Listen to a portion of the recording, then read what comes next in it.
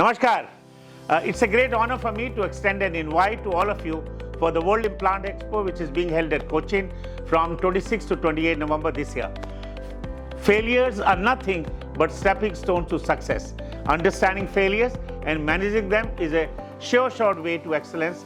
This has been the theme of this World Implant Expo. Let us share and enrich vivid experiences of overcoming the challenges during implant rehabilitation, enabling us to render outstanding outcomes. Being a teacher myself for over 35 years, I have often witnessed many colleagues succumbing to challenges in various areas of dentistry, including implants.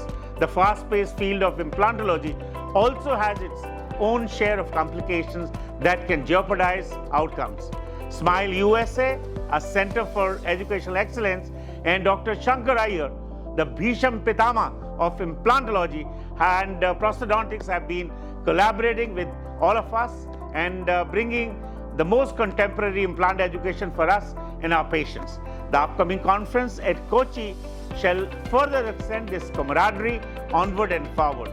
There are already 27 top-notch speakers finalized, ready to share their experiences with you and bring you the best of education. So don't wait any further and be part of this splendid scientific fest in God's own country from 26 to 28 November this year.